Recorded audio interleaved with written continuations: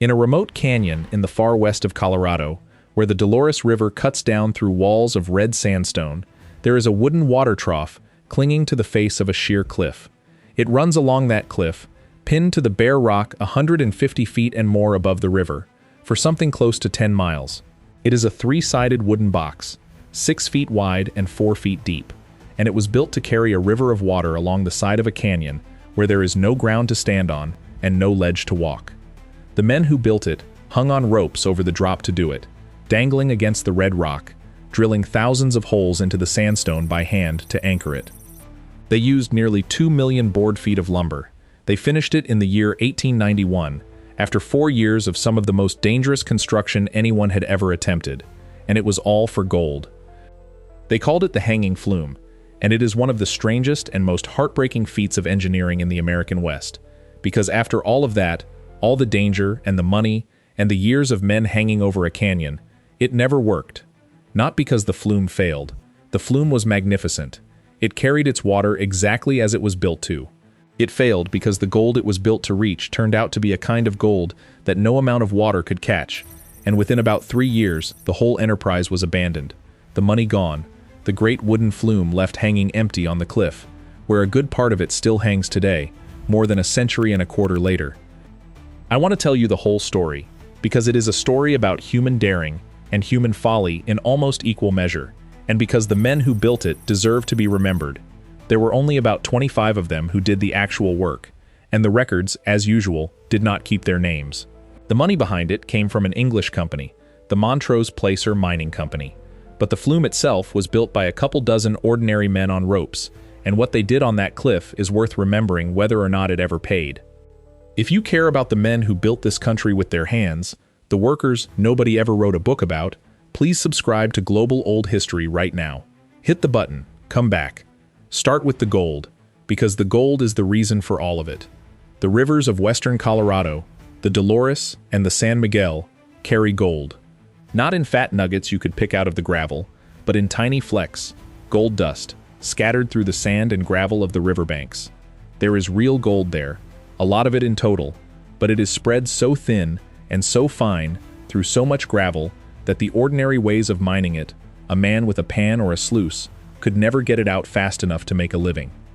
To make money on gold that thin, you have to process gravel on an enormous scale, tearing through whole hillsides of it, and in the late 1800s there was one technology that could do exactly that. It was called hydraulic mining, and it was the most powerful and the most destructive mining method of its age. Hydraulic mining works by turning water into a weapon. You take a large volume of water and you bring it to your mine under great pressure, and you shoot it out of an enormous nozzle called a monitor, a water cannon, in a jet so powerful it can tear the side off a hill, blasting the gravel loose and washing it down through sluices that catch the gold. It is astonishingly effective at moving earth, and there was a great deal of money betting that this particular gold could finally be won. In the 1880s, the American West was gold mad, and Colorado above all, and the flecks of gold, in the Dolores and San Miguel gravels, had teased prospectors for years, men who could plainly see the color in their pans, but could never get enough of it out to get rich. The idea that finally drew serious money was that with enough capital, and enough water, and the powerful new hydraulic technology, all that thin gold could be won at industrial scale, and the capital came from a long way off. It was an English-owned company, the Montrose Placer Mining Company, that took up the gamble, English investors putting up a fortune to build an enormous water system in a remote American canyon on the strength of the gold they had been told was in the gravel. It was speculation on a grand scale, the kind of far-off, optimistic money that built and busted 100 Western dreams, and it hired the men and bought the lumber and set the whole audacious thing in motion.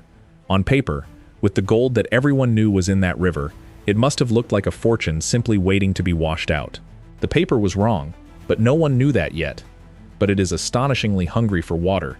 To run those monitors, you need not a stream, but a flood, millions of gallons a day, delivered right to the diggings at high pressure. And that was the problem the Montrose Placer Mining Company faced when it looked at the gold in the Dolores River gravels. The gold was there, the gravel was there, but the water to blast it, in the volume the monitors needed, was miles away up the canyon, and there was no way to get it down to the mine.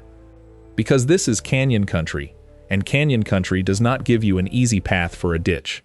Normally, to bring water to a mine, you dig a canal along the gentle slope of the land, following the contour of the hills, but there was no gentle slope here. The Dolores and the San Miguel run at the bottom of deep, narrow canyons, with sheer sandstone walls, cliffs that drop straight down to the water, with no bench, no ledge, no ground at all to carry a ditch along. For miles, the only thing between the water upstream and the mine downstream was a vertical rock wall. You could not dig a canal there. There was nowhere to dig. And so the company made an audacious, almost insane decision. If they could not carry the water along the ground, because there was no ground, they would carry it along the cliff. They would bolt a wooden flume directly onto the vertical face of the canyon wall and run their water down the side of the cliff itself for as many miles as it took. And understand just how far from anywhere this was. This is some of the most remote and rugged country in the lower states, a maze of red rock canyons out toward the Utah line, empty then and nearly empty now. There were no towns to speak of nearby, no railroads, no easy roads, nothing. Everything the project needed, every board of that nearly 2 million board feet of lumber, every keg of iron, every tool, every bite of food for the workers, had to be freighted in by horse and wagon over rough tracks across a hard, dry country, and then somehow gotten out to the edges of these cliffs. Just supplying the work in a place like that was a major undertaking on its own, before anyone ever went over the side on a rope. And the land itself is beautiful and pitiless in equal measure, blazing hot in summer, bitterly cold in winter, the great silent red walls running on for miles, the rivers a thin green thread at the bottom of them. To decide to build a 10-mile industrial water system out there, on the cliffs, in the 1880s, took either enormous confidence or enormous greed, and most likely a good deal of both. And confidence and greed, in the mining west of that age, were the twin engines of nearly everything. For every mine that made a man rich, a dozen swallowed fortunes whole, and left nothing behind but a hole in the ground and a story. The hanging flume was about to become the grandest such story of them all. Quick pause. If these stories matter to you, join the Boss tier for $4.99 a month. Loyalty badge, custom emoji, early access 24 hours before public, and members-only polls, link in the description. Now back to it. Now think about what it actually takes to build a 10-mile wooden trough on the side of a sheer cliff, 150 feet in the air. First, the lumber. They logged and milled close to 2 million board feet of ponderosa pine, and hauled it out to this remote canyon country by horse and wagon over rough ground. An enormous logistical effort before a single board went onto the cliff. And it all had to be staged and sequenced, because you cannot build a 10-mile flume all at once. It went up in sections, working along the canyon, each stretch of trough anchored and graded and joined to the last. The lumber and the iron leapfrogging ahead as the work advanced, and the camps moving with it, so that over 4 years, the structure crept along the cliff, mile by mile, a moving front of men on ropes and men on the rim, leaving a finished ribbon of flume behind them and bare red wall ahead. Then it had to go up, or rather out, onto the rock face. Heavy timbers were brought to the top of the canyon wall and lowered over the edge, down to the men who would fix them in place, and those men were not standing on anything. They were hanging. They worked from bosun's chairs, little seats slung on ropes over the lip of the cliff, dangling against the sandstone with 150 feet of open air beneath their boots, and from those swinging seats they built a 10-mile structure onto a wall. And the way they anchored it was a feat of patience and skill in itself. The flume could not just be nailed to sandstone. It had to be carried on iron rods and brackets bolted into the solid rock, and every one of those anchor points meant drilling a hole into the cliff, by hand, from a bosun's chair, and fitting an iron rod into it. They drilled thousands of those holes. And the iron was custom work. A surveyor, the rodman, hung in his own bosun's chair against the cliff, taking the measurements for each bracket, and then that information went up to blacksmiths working at staging areas on the rim, who forged each iron piece to the exact shape and angle needed, and sent it back down to be fitted. It was a constant conversation between the men hanging on the wall and the men working on the top, up and down the cliff, mile after mile, until the whole trough was slung along the rock, correctly graded to carry water, held out from the vertical face on a spine of hand-forged iron. For 4 years, from 1887 to 1891, that work went on, men on ropes building a river's channel onto the side of a canyon. And do not miss how precise it all had to be, on top of how dangerous. because this was not just a matter of bolting boards to a wall. A flume is a channel for flowing water, and flowing water is fussy. If the trough is too steep in one stretch, the water races and overtops the sides and tears at the structure. If it is too flat, the water slows and pools, and the whole flow backs up behind it. For 10 miles, that wooden box had to fall at a steady, gentle, exactly right grade, dropping just enough to keep the water moving smoothly and no more, and it had to hold that grade along the wandering face of a natural cliff that did no such thing on its own. The builders had to survey that line and set every single bracket to carry the trough at precisely the right height and slope, all of it worked out and measured by a man hanging in a bosun's chair against the rock. To achieve a smooth, engineered gradient over 10 miles of irregular cliff face, by hand, from ropes, 150 feet up, would be a serious challenge with modern instruments. They did it with hand drills and hand-forged iron and nerve, and they did it well enough that the water, when it finally came, ran exactly as it was meant to. I keep trying to imagine the ordinary working day of one of those men, and it is hard to hold in the mind. You come to work at the top of a canyon, and your workplace is a rope. You settle into a bosun's chair, a plank seat on a line, and you are lowered over the edge of a cliff until you hang against a wall of sandstone with the river 150 feet straight down beneath your dangling boots. And there, swinging a little in the wind, you spend your day, holding a drill against the rock with one hand and a hammer in the other, boring holes into the cliff, or wrestling a heavy iron bracket into place, or fitting and spiking the timbers of the trough, with nothing under you but air. When you needed a piece of iron reshaped, you called up the cliff to the men on the rim, and waited, hanging, while they forged it and sent it back down. Day after day, for 4 years, in the heat and the cold and the wind of that exposed canyon, 24 men worked from ropes over a lethal drop, and by every account, they built the thing without it ever becoming the death trap it so easily could have been.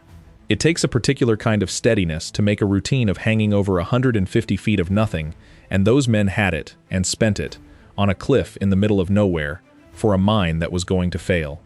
Before I tell you what happened next, do me a favor and subscribe. The algorithm buries old industry stories unless enough people click. One click, come back. And when it was finished, it worked exactly as designed.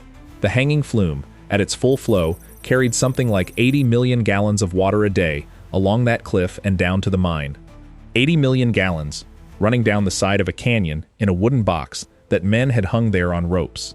It fed the monitors, and the great water cannons roared to life and blasted into the gravel banks of the Dolores, tearing the earth apart and washing it down through the sluices exactly the way hydraulic mining was supposed to work. Try to picture that flume in operation for a moment.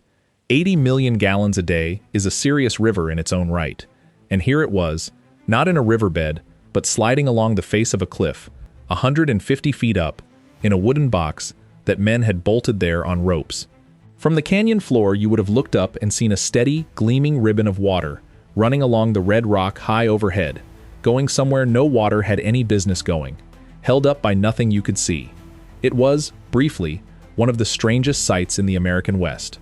A river in the sky, sliding down a cliff to feed the guns that would tear a fortune out of the ground. For a short while, the audacious dream was fully, gloriously real. The English investors watched their audacious idea come to life. The impossible flume was real, the water was flowing, the monitors were firing, and all that was left was for the gold to come pouring out of the sluice boxes. And it did not come. This is the cruel heart of the whole story. The gold in the Dolores gravels was real, but it was what miners call flour gold. Gold ground so unimaginably fine, into flakes as light as flour, that when the muddy water rushed through the sluice boxes, the gold did not settle out and stay behind as it was supposed to. It was so fine and so light that it simply washed straight through the sluices and out the other end, and back into the river, along with the mud. It is worth understanding just how cruel that physics is, because it is the whole tragedy in a nutshell. Gold is one of the heaviest things in nature, and that heaviness is the entire basis of how you catch it. In a sluice, the muddy water carrying the loosened gravel runs over a series of little barriers, riffles, and because gold is so much denser than sand and rock, it drops down and lodges behind the riffles, while the lighter material washes on past. That works beautifully when the gold is in grains of any decent size. But the gold in the Dolores had been ground by ages of river, tumbling into flakes so tiny and so thin that they behaved less like heavy metal and more like dust, and dust floats.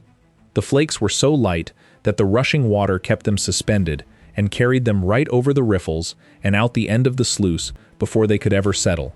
The very fineness that had scattered the gold so richly through all that gravel was the exact thing that made it impossible to catch. It was there. You could pan it and see it glinting in the bottom of the pan. You simply could not, with the technology of 1891, get enough of it to stay in the box to matter. And no flume, however brilliant, however brave, could fix that. The problem was never the water delivery. The problem was the gold itself. The whole point of a sluice is that gold, being heavy, sinks and is caught while the lighter gravel washes away. But this gold was too fine to sink in time. It floated on through and was gone. They had built one of the most ambitious water systems in the West. 10 miles of flume bolted to a cliff, to feed monitors that would blast out gravel to run through sluices that could not actually catch the gold. By the fall of 1891, the same year the flume was finished, it was already obvious that the whole thing was a failure. The gold they could see in the gravel could not be captured. The numbers did not work, and never would. They did not give up at the first disappointing cleanup, of course.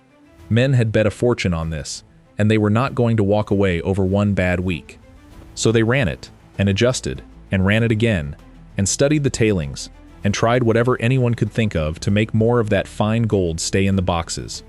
And the answer kept coming back the same. A little gold was caught. Never enough. Never remotely enough to justify the enormous cost of running the operation, let alone to repay the fortune it had taken to build. Every day the monitors fired and the sluices ran, the company spent more than it recovered. There was no adjustment, no clever trick that could change the basic physics of gold too fine to sink. Slowly, and then all at once, the truth became undeniable to even the most hopeful investor. And a mine that cannot recover its gold is not a mine. It is a hole that eats money.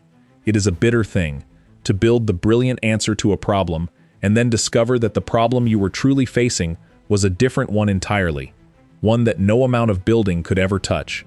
They had solved, magnificently, the problem of getting water to the gold. The problem of getting the gold out of the water they never solved at all, and it was the only problem that had ever really mattered. One quick note. I turned the full story into a book, everything the records gave me. If you want it, the link is in the description. And so, after only about 3 years of trying, the Montrose Placer Mining Company gave up. The monitors fell silent. The water was shut off. The investors, who had poured a fortune into the canyon, walked away with almost nothing to show for it, and the men who had built the flume moved on to other work, and the greatest hanging flume ever built was simply left where it was, empty, on the side of the cliff. There was no reason to take it down. It was far too much trouble to remove something that had been that much trouble to build, hanging over a canyon in the middle of nowhere. So it stayed, and it has been staying, ever since, slowly weathering on the red rock, for more than 120 years, a 10-mile monument to a magnificent idea that did not pay. Somewhere in England, investors read the final reports and understood that the fortune they had been promised was never coming, that the money was simply gone, sunk into a wooden trough on a cliff, in a canyon most of them would never see. And somewhere in that Colorado canyon, 24 men who had risked their lives on ropes for 4 years, rolled up their gear and went off looking for the next job, having built something extraordinary that almost no one would ever use. There is no villain in it, really. No one cheated anyone. The gold was honestly there, and the flume honestly worked, and the failure was written into the physics of fine gold and sluice boxes from the very beginning, waiting quietly the whole time, while everyone poured their money and their courage into a thing that could not have paid no matter how well it was done. That is a particular kind of tragedy, the honest, blameless, total waste of enormous effort and skill, and the hanging flume is one of its purest monuments anywhere in the country. But here is the thing that keeps the story from being simply sad, and it is the same thing I keep coming back to across all of these stories. The failure was economic, not engineering. The men who built the hanging flume did their job perfectly. The flume was sound, it carried its water, it held to the cliff. The bosun's chair carpenters and the rim blacksmiths and the dangling surveyor did work of genuine brilliance on one of the hardest construction sites imaginable, and every bit of it functioned exactly as intended. What failed was the gold, and the gold was nobody's fault but nature's. The builders cannot be blamed that the metal they were chasing turned out to be uncatchable. They were asked to hang a river on a cliff, and they hung a river on a cliff, and it is not their failure that there was nothing at the end of it worth catching. And the proof of how well they built it is that so much of it is still there. The hanging flume is the only structure of its kind that survives, more or less intact, anywhere in the country, still clinging to that red canyon wall after all this time. It became a landmark, listed on the National Register in 1980, and a few years ago something happened that I find genuinely moving. A team of modern preservation experts, industrial rope access specialists, went out to the canyon to rebuild a section of the flume, to show people how it once looked. And to do it, they had to do exactly what the original builders did. They hung on ropes against that same red cliff, over that same drop, and rebuilt a length of the wooden trough on the original iron framework. And in doing so, they reached back across 120 years and stood, quite literally, in the same air where those 25 forgotten men once dangled and drilled and built. The rebuilt section hangs there now, a bright new stretch of flume on the old bones, so that anyone who drives that lonely canyon road can look up and begin to understand what was done there. There is something perfect about that, when you think about it. To honor the original builders, the modern crew could not stand back at a safe distance and admire the thing. They had to go where those men went. They had to hang on the rope and feel the drop and do the work with their hands on the rock, because there is genuinely no other way to reach that flume. 120 years of progress, all the cranes and machines and safety equipment in the world, and the only way to touch the hanging flume is still to lower yourself over the edge of a cliff on a line, exactly as those 25 forgotten men did. The place itself refuses to let you forget what it cost to build, and the people who went out to save it came back describing the same fear, and the same strange exhilaration, and the same awe at the skill of the men who had done all of it, over and over, for years, with far less than they had. Across more than a century, one set of rope workers reached back and shook hands with another, on the same red wall, over the same green river. I think about what a modern engineer sees when he looks at the hanging flume, because it is a strange mix of awe and heartbreak. He sees a 10-mile water conveyance built onto a vertical cliff 150 feet in the air, correctly graded, soundly anchored, entirely by hand, by men working from ropes, a genuinely brilliant solution to the problem of moving water through country that offered no other path. And he sees that it was built to serve a purpose that could never have worked, that all that brilliance and all that risk was spent chasing gold that the technology of the day was fundamentally unable to capture.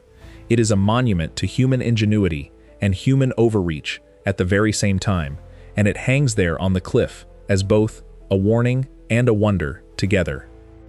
That is the thing I want to leave you with.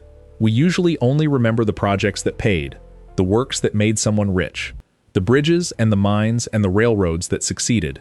We forget the magnificent failures, the things that were built with just as much skill and just as much courage, but happened to be aimed at the wrong dream. The hanging flume is one of those. About 25 men, whose names we do not have, hung on ropes over a Colorado canyon for 4 years and built a river a channel down the face of a cliff, and they did it beautifully, and it was all for nothing, or all for nothing but this, that more than a century later a wooden flume still hangs on that red wall, and forces anyone who really looks at it to reckon with what human beings will dare, and dare brilliantly, in the chase of a little gold. There is a strange dignity in a beautiful failure, and I think we lose something when we only ever celebrate the winners. The men who built the hanging flume were every bit as skilled, and every bit as brave, as the men who built the bridges and the tunnels that made someone a fortune. They drilled the same hard rock, they hung over the same killing drops, they held the same nerve. The only difference is how the dice fell on the thing they happened to be building for, and that difference was never theirs to control. If the gold in that river had been just a little coarser, the hanging flume would be remembered today as one of the great triumphs of the mining West. The company would have made its millions, and the men would still be nameless, because that is simply how it worked. Success would not have won them their names any more than failure took them away. So we might as well remember them for the plain truth of it, which is that a couple dozen anonymous men did something almost no one else would dare, and did it beautifully, and the beauty of it does not depend one bit on whether it ever paid. The gold washed on down the river, the way it always had and always would. The men moved on and were forgotten, but the flume stayed, and it is still there, and every weathered board of it says the same quiet thing to anyone who looks up at the red wall. Look what we could do, Look what we dared. Never mind that it came to nothing. That is worth remembering. That is worth saying out loud. One more thing. If you want to be part of the inner circle on this channel, join Final Boss for $9.99 a month. Public shout-out in upcoming videos, members-only investigations, plus everything from boss tier. Link in description. See you in the next one.